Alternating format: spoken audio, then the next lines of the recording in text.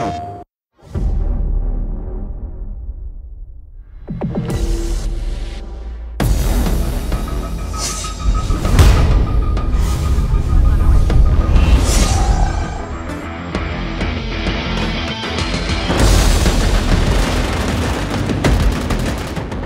MAG is a game that's basically trying to take the first-person shooter genre and put it on steroids and take it to the next level. From the ground up, we built the game to be focused on large-scale infantry combat. Around 256 players has been our goal. So we wanted to create an online multiplayer experience that would take things a couple generations further than anyone had seen before. Create large-scale effects, large-scale battles, large events, have the players feel like they're part of a much bigger battle, much bigger conflict than they would in any other game to this point.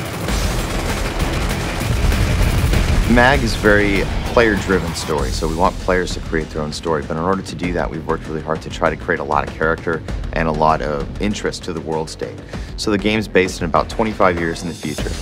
The Shadow War is what encases MAG. It is the background of the world in which the people of the world have basically gotten tired with their governments pouring so much money into war. Fuel is at a premium. It's hard to have a large standing military. So private military corporations have risen to the forefront as groups that will perform the sort of duties and the sort of actions that government armies or national armies performed previously. So in this future, in the Shadow War, these PMCs are on the surface performing humanitarian acts, security operations, defensive operations, but secretly underneath the surface or the publicly viewed aspects of those PMCs, they are basically vying with each other for control of the contracts, the wealth. But as time goes on, the power of those individuals and the powers of those groups grows, and they take to more direct action to try to win contracts and gain superiority over their competitors. And by direct action, we're talking guns, grenades, and rockets. They're actually striking at each other, trying to weaken their opponents and strengthen their own position in the world.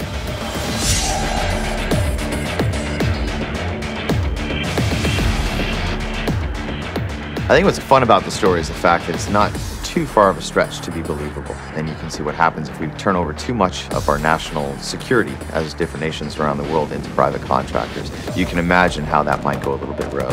But it's also set in a very near world or a near future state, so all the weapons feel very believable. All the weapons and gear are something that you can turn on the news and see people using now.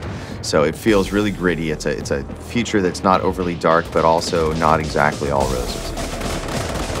MAG is a game that I think will exceed expectations and is really bringing something that players haven't seen before to the gaming public. But what I'd like to see is that the backstory that we've made, the work that we've put into the PMCs, the work that we've put into the world of MAG allows us to create more games, different types of games and genres that leverages MAG as really a soil to create a variety of gameplay experiences.